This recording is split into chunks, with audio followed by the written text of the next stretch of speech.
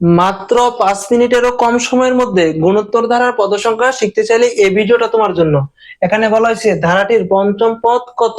তাহলে এখানে একটা ধারা দেওয়া আছে, ধারাটি হচ্ছে গুণোত্তর ধারা লিখিয়ে দিছে তারা। তাহলে আমরা লিখতে পারি এখানে প্রথম পদ, এটা হচ্ছে ক নাম্বার, প্রথম পদ এ সমান সমান প্রথম পদ হচ্ছে এইটা, ঠিক আছে, এটা দ্বিতীয় পদ, এটা তৃতীয় পদ। তাহলে প্রথম পদ পেয়েছি 128, সেটাকে প্রকাশ করে এ দ্বারা।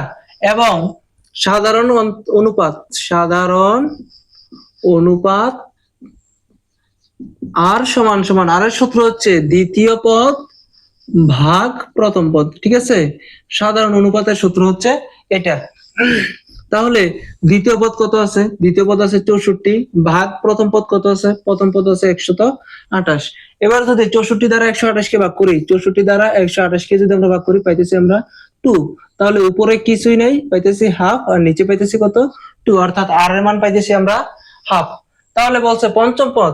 তাহলে ধারাটির n তম পদের সূত্র কি? n তম পদ সমান সমান গুণোত্তর ধারার n তম পদের সূত্র হচ্ছে a into r whole to the power n minus 1, ঠিক আছে।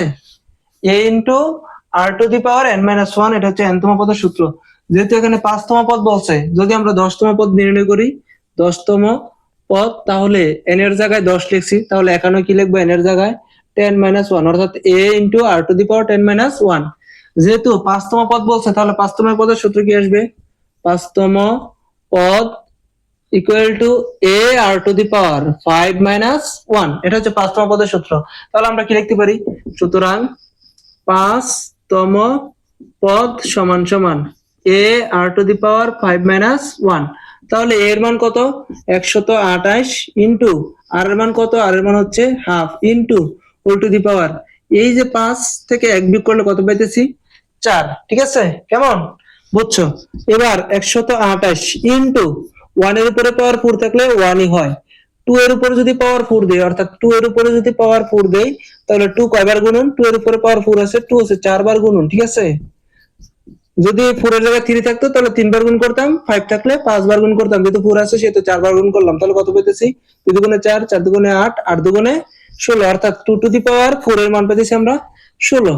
তাহলে লিখে দিলাম এবার 16 সমান সমান, এবার 128 কে যদি আমরা 16 দ্বারা ভাগ করি, 128 ভাগ 16 সমান সমান পাইতেছি আমরা 8, ঠিক আছে। 16 দ্বারা 128 কে ভাগ করলে পাইতেছি আমরা 8। তাহলে 8 এ আর 1 এ গুণ করে পাইতেছি 8। তাহলে ধারাটির 5তম পদ কত? 5তম পদ কত? 8। যেমন ধারাটা প্রথম পদ 128, দ্বিতীয় পদ পাইছি 64, অর্থাৎ 128 টা অর্ধেক করলে পাইতেছি আমরা দ্বিতীয় পদ, এবং 64 টা অর্ধেক করলে পাইতেছি 32, তৃতীয় পদ। তাহলে 32 এর অর্ধেক করলে পাইতেছি আমরা 16, এটা পাইতেছি চতুর্থ পদ, এবং 16 কে অর্ধেক করলে আমরা পাইতেছি 8, এটা হচ্ছে পঞ্চম পদ। অর্থাৎ এখানে বলা হয়েছে ধারাটির পঞ্চম পদ কত, তাহলে পঞ্চম পদ হচ্ছে 8, যেমন এখানে আমি দেখাই দিছি, ঠিক আছে। এবার ধারাটির কোন পদ হাফ? একই সূত্রই কিন্তু অঙ্ক, ধারাটির কোন পদ হাফ। তাহলে ধারাটার ক্ষেত্রে আমরা কি কি পাইছি? ধারাটার ক্ষেত্রে আমরা কি কি পাইছি? এখানে ধারাটার ক্ষেত্রে নাম্বার খ, এখানে প্রথম পদ এত ঠিক আছে, সাধারণ অন্তর এটাও ঠিক আছে। এবার ধারাটির ক্ষেত্রে ধরি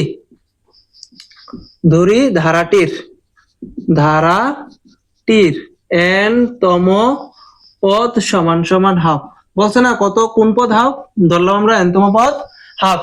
এবং n তম পদের সূত্র কি? এবং n তম পদ সমান সমান a r to the power n minus 1, ঠিক আছে, n তম পদের সূত্র।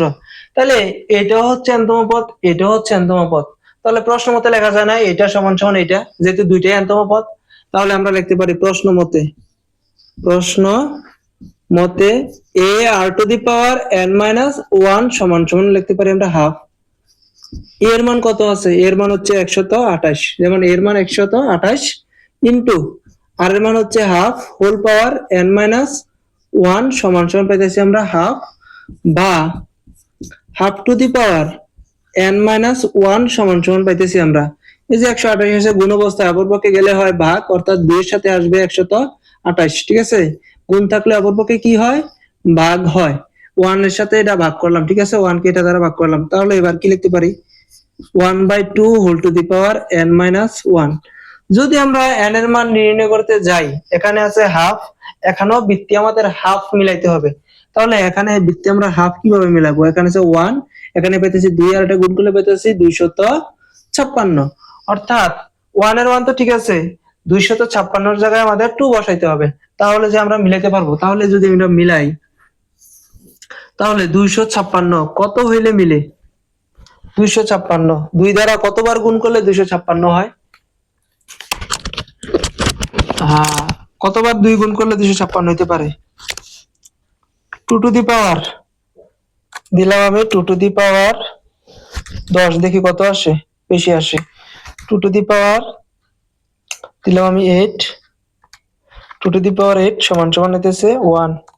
কি লিখলাম? 2 টু দি পাওয়ার 8 সমান সমান পাইতেছি আমরা 256।